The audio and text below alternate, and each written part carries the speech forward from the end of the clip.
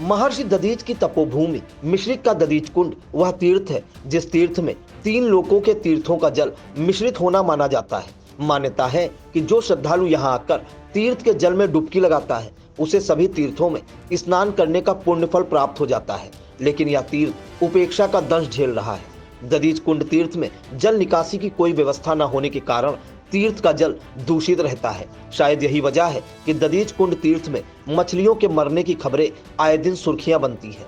तीर्थ परिसर में गंदगी अलग से बिखरी पड़ी रहती है। सफाई न होने से तीर्थ के जल में काई और गंदगी भी जमा है, जिससे श्रद्धालु तीर्थ के जल से आचमन करने से भी कतराते हैं।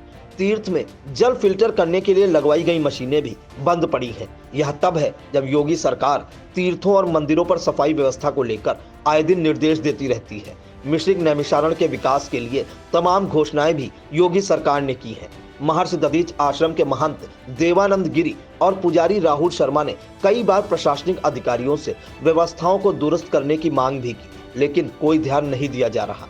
आई इंडिया के मिश्रिक संवाददाता आलोक वर्मा ने तीर्थ पुरोहित राहुल शर्मा से अव्यवस्थाओं पर बात की। आप भी सुने उन्होंने क्या कहा। मौजूद है इस समय जनपद सीतापुर के विश्वविख्यात प्रसिद्ध तीर्थ मिश्रिक तीर्थ जो दधीच कुंड के नाम से जाना जाता है और जो सतयुग कालीन बताया जा रहा है। आपको ये भी बता दें कि इस दधीच तीर्थ की जो महर्षि दधीच जी ने यहाँ पर अपनी हड्डियाँ जन कल्याण के लिए दान कर दी थी, लेकिन ये तीर्थ आज भी उपेक्षा का शिकार बना हुआ है।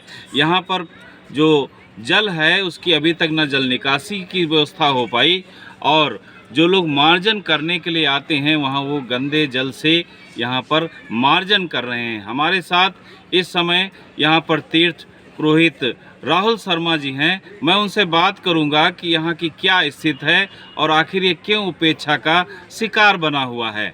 तो राहुल जी आप ये बताइए कि जो ये महर्षि दधीच तीर्थ है इसकी क्या विशेषता है, क्या महत्व है और ये अभी तक क्यों उपेक्षा का शिकार है। ये बड़ा ही पुनीत तीर्थ है। यहाँ पर महर्षि दधीच के पास जब देवतागण उनकी अस्थियों का दान लेने आए तो उन्होंने बोला मैंने संकल्प लिया है कि मैं तीनों लोकों के तीर्थ का स्नान करना चाहता हूँ।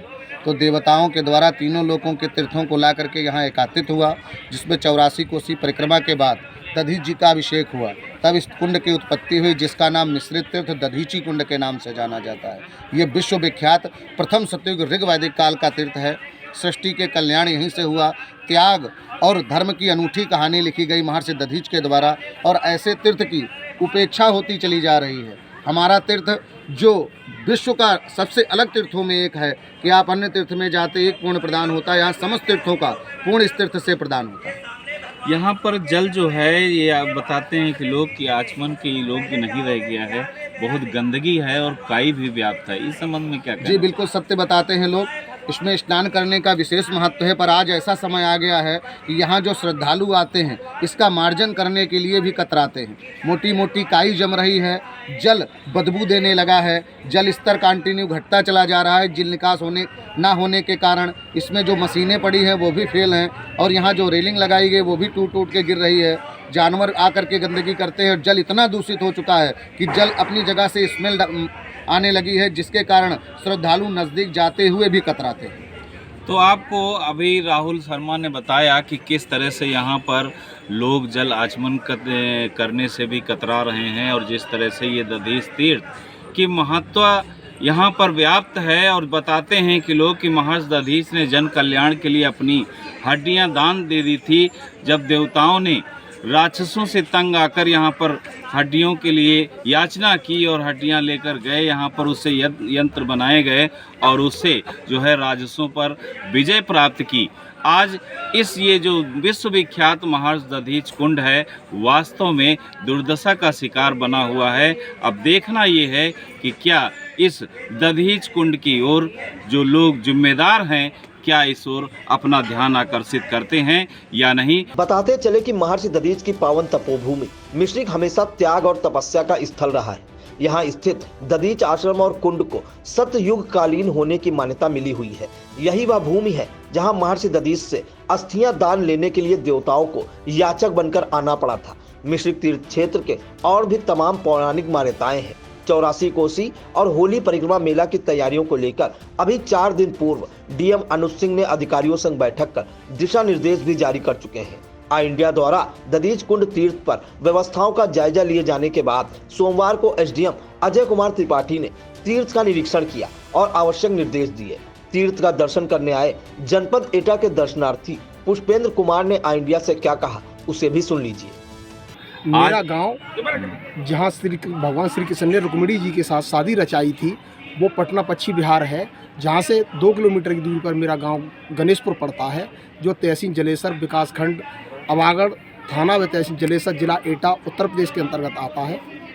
आज यहाँ दधीच कुंड पर आप आए हैं दर्शन करने के लिए, कैसा लग रहा है और क्या यहाँ पर और व्यवस्थाएं होनी मैं चाहिए? कल सुबह 5 बजे दिनांक 23/12/2023 को अपने घर से 5 बजे निकला था, सीतापुर आया। सीतापुर से रौन 9 बजे मैं नेमी सारनाथ पहुंचा। वहां मैंने आज साधु संतों के साथ उनके आशीर्वचन लिए और मां के प्रमुख मंदिरों के दर्शन भी किए। वहां से फिर मैं बाई बस, मुझे पता चला उनके माध्यम से कि भगवान दधीच जी के दर्शन नहीं किए तो यहाँ कोई लाभ आपको इतनी दूर का आने का कोई प्राप्त नहीं होगा।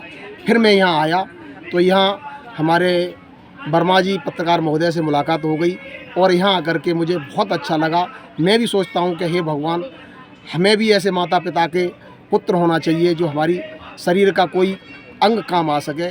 लेकिन यहाँ के प्रशासन की थोड़ी सी परिस्थितियाँ जो भी हैं उसको देखते हुए ये लग रहा है कि यहाँ जो कुंड बना हुआ है उस कुंड में अत्यधिक काई एवं जल भरा पुराना पड़ा हुआ है, और जिसको देख करके जहाँ आने वाले जो चरणामृत लेने की कोशिश करते हैं वो श्रद्धालु अंदर से इतने भावुक हो जाते हैं कि चरणामृत को देखते ही वो ऊपर चले जाते हैं और मेहर जी की आने वाले वंशजों को और वर्तमान वाली पीढ़ी को अंदर ही अंदर थोड़ा मन गंदा करने लगते हैं कि हमारे प्रभु ने अपने शरीर का अंग अंग हमारे निथार्थ दान कर दिया था, और उनकी ऐसी संतानें इस युग में आकर के हो गई कि उनकी दी हुई धरोहर को भी सुरक्षित नहीं रख पा रही हैं, साफ स्वच्छ नहीं रख पा रही हैं। मिश्रिक से ऑल इंडिया न्यूज़ के लिए आलोक वर्मा की रिपोर्ट।